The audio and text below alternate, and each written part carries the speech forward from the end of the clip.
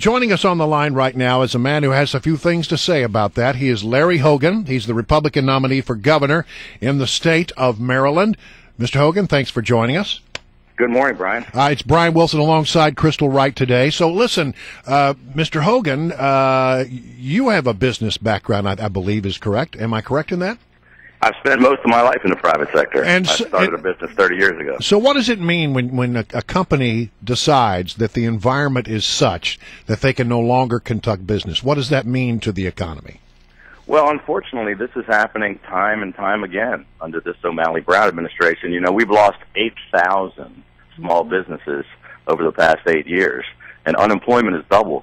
We've lost 80,000 jobs. So today's announcement is just the latest, and it's a sad state of affairs, but it's by no means a rare occurrence. It's happening every single day in Maryland, where we're losing businesses, jobs, and taxpayers at an alarming rate. And sadly, Beretta is the latest casualty. And I have a question for you. So obviously, this was an idiotic move, right? What would you're running for governor? What would you do differently to keep businesses in Maryland? Because we also know, I think, since going back to 2010, right when the recession started, and I think we're still in one, you've had businesses in Maryland move to Virginia. Well, we've had the largest mass exodus of businesses, jobs, and taxpayers of just about any state in the country, and it's basically three primary problems. We're losing these businesses because the leadership in Maryland currently has an anti-business attitude. They're practically driving them out of the state with the lack of concern for business. Two, it's our tax policies which make it nearly impossible for businesses to remain here. It's just too expensive, and much less expensive to go to Virginia. And third, it's our regulatory environment that's also very difficult and unpredictable, and much worse than most other states in the country. So we've lost businesses to states all over the country, but Virginia is the number one recipient of our former Maryland companies' jobs and taxpayers. I think in this particular case, Beretta looked across the river and said, McAuliffe? No, I guess we're going to Tennessee. Right. But that's beside Interesting, Brian, I sat down with the leadership of this company, Beretta, a couple of months ago, and here's what they said to me, and it was shocking. They said that I was the first candidate for governor to ever visit their factory, where they're one of the largest employers in southern Maryland. Oh my gosh. And they said the current administration wouldn't even return their phone calls.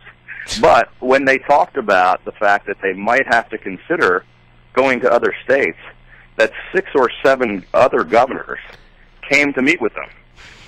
Rick Perry flew in from Texas. I think Nikki Haley came from South Carolina. The governors of Tennessee, North Carolina, South Carolina, and Georgia, I believe, actively courted them and said, what can we possibly do to attract your company and your jobs and your tax revenues to our state? And here's what Martin O'Malley said. Martin O'Malley said, well, so what? They can leave. It's a free country. And the gentleman I'm running against, Lieutenant Governor Anthony Brown, said, I'm glad they are leaving. Well, it's the reason they're leaving, of course, is there's the onerous gun restrictions that have been placed on the people of Maryland. But not really, Brian. That was just the icing on the cake. It's not all right. Yeah. Yeah, the 40 consecutive tax hikes, the burdensome regulations. The other 8,000 businesses didn't leave because of gun laws, and that was sort of just, as they described it to me, it was the final straw. And they said if they don't want us here, they don't believe in what we're doing, they're going to tax us to death and regulate us to death, we're done. And this is a 500-year-old company that we attracted from Italy in 1977. Yep.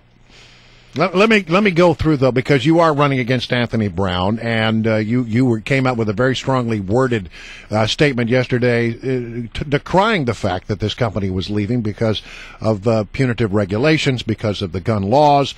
The Brown campaign responded. They said, at the end of the day, we understand why a gun manufacturer would oppose common-sense gun safety measures.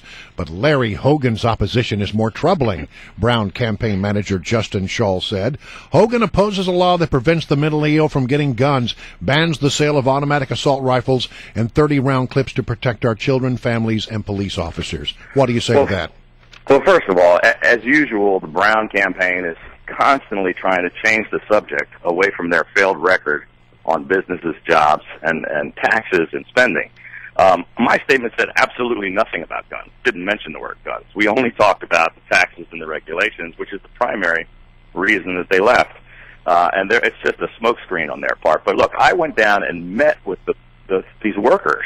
We're losing, first of all, they're going to gain 900 new jobs in Tennessee, but we're losing 450 jobs here in Maryland. It's affecting, these are real families. I went through the factory. I shook their hands. I met them. Many of them are women. Some of them are mothers of servicemen that are fighting for our country around the world. That's what they manufacture. Their primary product is the sidearms that keep our men and women safe out there around the world. So, it's just ludicrous. And with respect to their point on Larry Hogan wants to give the guns to the mentally ill, we've been fighting for a year saying our primary objective is to keep guns out of the hands of the mentally ill. This administration has been fighting that. We're one of the only states in the nation that refuses to provide mental health information to the federal system.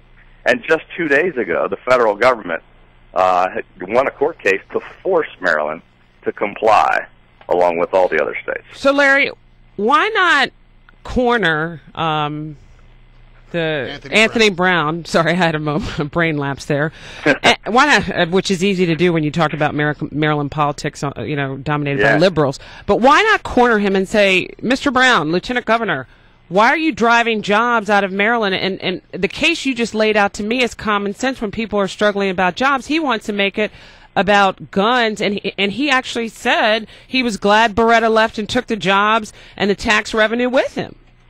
Well, apparently he must be glad that all 8,000 businesses left and all 80,000 jobs left, right, because they've refused to listen to common sense. It's the reason why I'm running for governor. The reason I left my business to go try to bring some fiscal responsibility and common sense to Annapolis. We've been trying to call them out on it.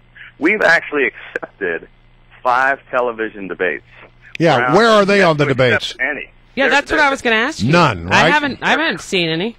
They're in hiding. I mean, Brown's plan is to stay in a communications bunker and never come out in public and hope that he can somehow never have to address his failed record, never have to face the voters.